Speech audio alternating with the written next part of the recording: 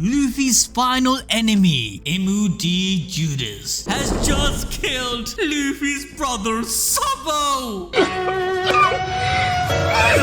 Hold up!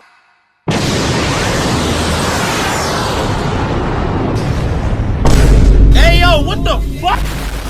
Yeah, okay, fine. Maybe he's not dead just yet. But One Piece Chapter 1060 dropped so much. Number 1, Luffy finally reveals his dream. Number 2, Imu-Sama has the ancient weapon, Uranus. Number 3, the next damsel in distress princess is Bonney. You gonna make me act up. The chapter begins with Luffy finally reacting to the news of Sabo killing Cobra, in which he refuses to believe this because Sabo and the revolutionaries are against the world nobles, not the royals of these oppressed kingdoms. So Luffy proclaims that they need to sail to Alabasta right now. Oh my god, okay, it's happening. Zoro crushed our hopes and dreams in an instant, but when you give it more consideration, you do realize that he is right. Traveling to Alabasta would not help the situation, especially when you take into account that they were last seen in the Holy Land of Marishoa. So then, Luffy says that they are going there. Oh my god, okay, it's happening.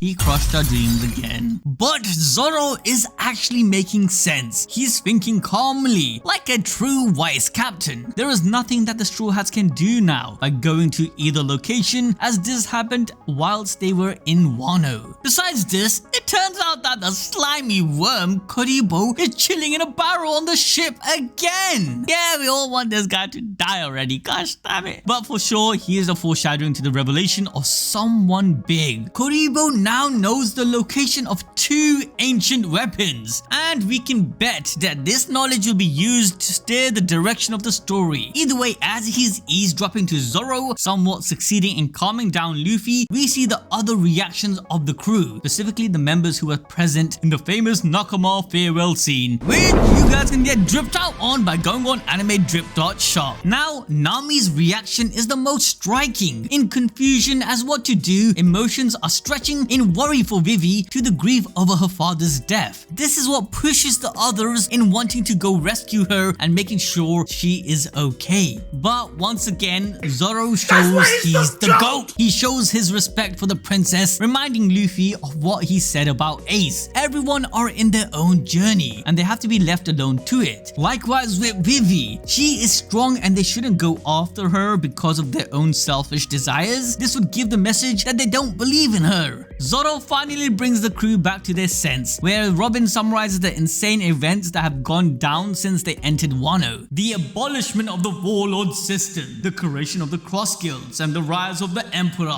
Buggy D Clown. Yeah, that's exactly how Luffy sees it too. Robin also tells Luffy that there are other names relating to him in the news, asking if he wants to know about them. We know that this is in reference to what happened in Amazon Lily with Luffy's wife Hancock, and of course Kobe being abducted. I would also think there is news on the Grand Fleet and their expeditions. Luffy thinks about it before telling Robin to use her own judgment and only tell him when things are serious. Like, I mean, it is kind of serious, bruh. But anyways, there's enough trouble in his mind as we see Luffy thinking back to his brother Sabo, repeating his point of Sabo definitely not being the one who murdered Cobra. Of course! Sabo's dream is to free everyone since he was shackled in his childhood by his nobility. Luffy thinks back to when he was a child, hanging out with Sabo and Ace, where the 3 brothers would share their dreams with each other, making a promise to be united. But before we explain what his dream is, we have to move on to the new Marine headquarters, where they have spotted Sabo's location. Confirming that he finally made contact with the rest of the revolutionaries in the Kamabaka Queendom. For the very first time, the Marines are able to intercept their call, noting that maybe due to an emergency, Sabo didn't use a white Denden Mushi, which is like a private network between 2 parties laid with security, whilst normal Denden Mushi is like an open network that can be listened in on. You know what? It's quite similar to a good VPN. Yes, everyone should have one, really. Do you have one? No. Then what are you doing? Click the link in the description below and get an amazing discount. That way you don't have to be a silly willy like Sabo. Yes! Yes!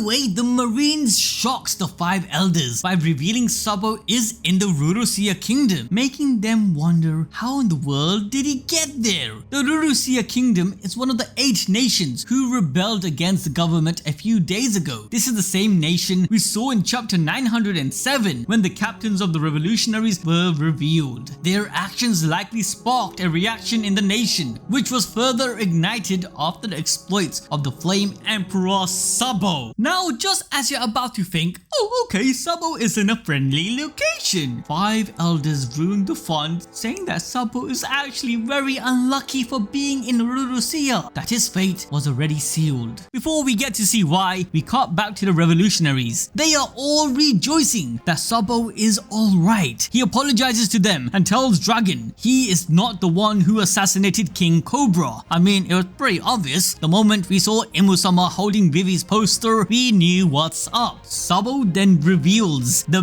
biggest secret the government has been hiding for over 800 years. We are talking about the biggest conspiracy, the Illuminati, the Freemasonry, no bigger than that. I'm taking a piss now. Move this man!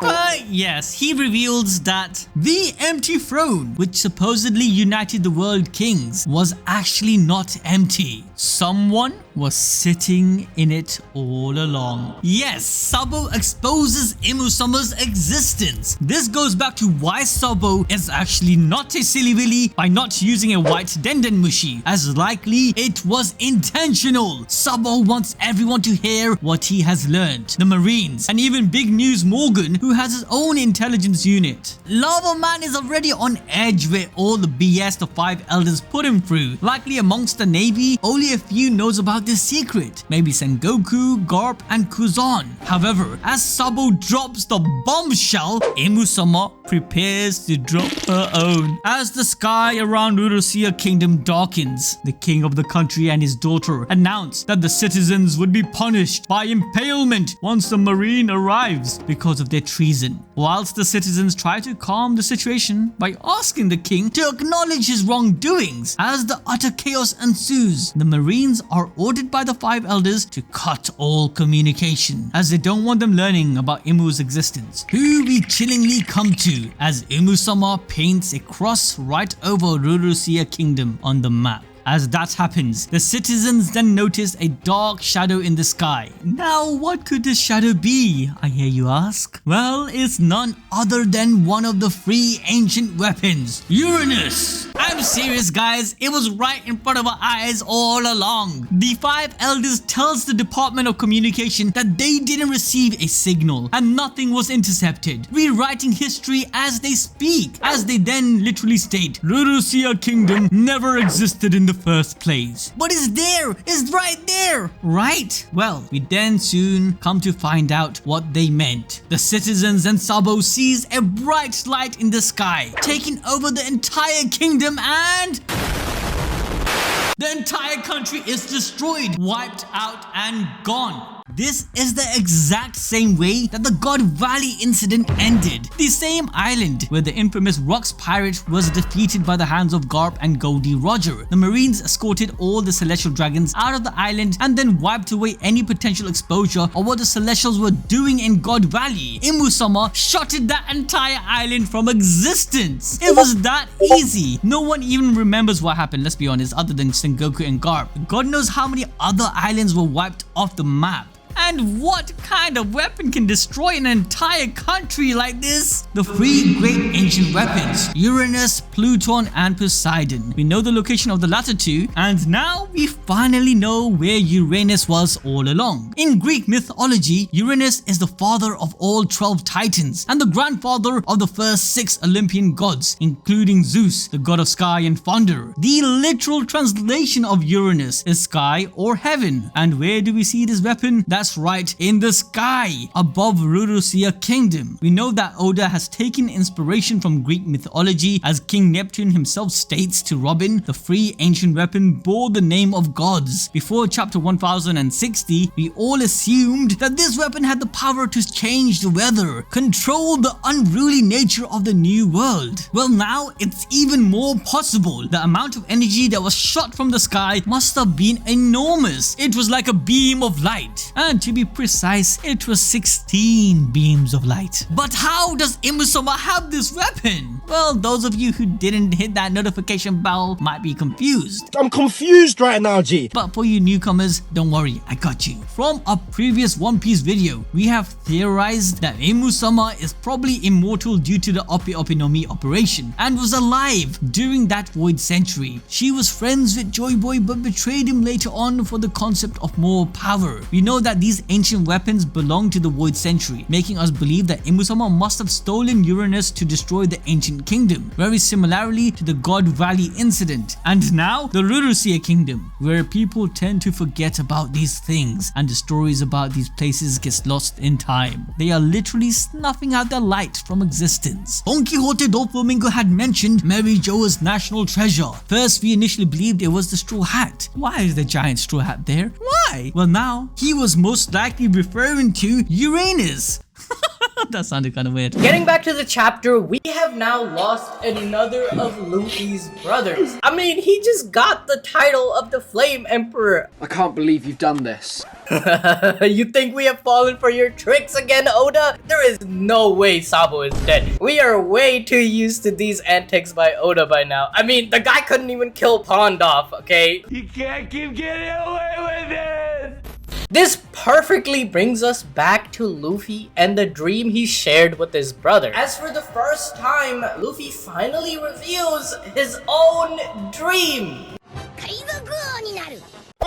I'm confused. Well, that is actually his goal, which is a prerequisite needed to fulfill his actual dream. When he tells the Straw Hats about this dream, they are in disbelief, calling him crazy, plus it's impossible. Nami says that it's very Luffy-like. Luffy reveals that he only told Shanks, Ace, and Sabo, to which they all just laughed at his face. Now you're probably wondering, what the hell is this dream, ABD? Oda always cuts it off before we find out. Well, don't worry, I have an inside scoop. Luffy's dream is to have a huge party, including everyone on Earth.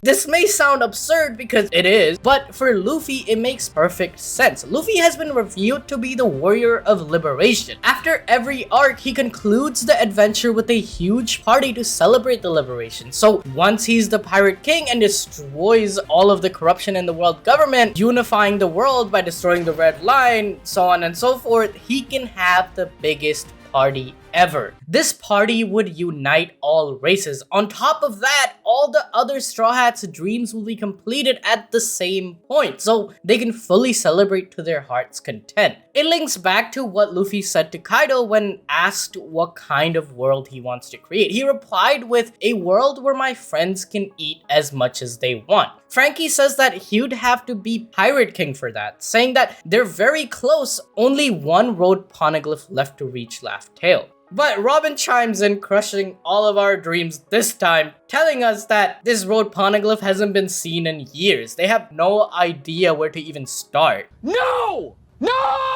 A few days then passes aboard the Sunny, where everyone is scared and freezing due to the effects of a severe winter region. While the rest of the Straw Hats are busy manning the ship, Luffy spots something in the water, even surprising Nami. Jinbei explains that it's a warm eddy current, which is a circular flowing water in the ocean with a warm core that forms when the edge of the Gulf Stream moves into the colder water, separating into a warm core, giving it a clockwise flow. Now, although the anime bullshit science sounds scary, worry not, because the Straw Hats got Jinbei, the greatest helmsman ever. As the Straw Hats are getting ready to yeet out of the eddy, Luffy finds someone trapped in the water. Sanji's waifu radar also goes off as he hears a lady in distress. Zoro, being the Chad he is, rushes into action and uses his one-sword style bird dance to obliterate a natural disaster like it's butter. This should come as no surprise, considering that even pre-time skip at Water 7, Zoro could already split the sea in half, so sizing a few blizzard now is nothing new to him. With the eddy blown away, a child pops out, and it's not just any child, it's the Big Eater Jewelry Bonney, one of the worst generation with a bounty of 320 million berries. The last time we saw Bonney was in Marijua, where she was sneaking around disguised as an old woman and found Kuma. There is a high possibility that Bonney witnessed the real truth about what happened with Cobra, Vivi, and Sabo, causing her to escape the same way Sabo ended up in the Lulusia Kingdom. We can deduce that she's from the Sorbet Kingdom through her sneaking into the reverie disguised as the Queen Dowager of Sorbet. Kuma, by the way, was also the so-called Tyrant King of this very kingdom. What if Bonney is related to Kuma and a royal, maybe his sister-in-law or even his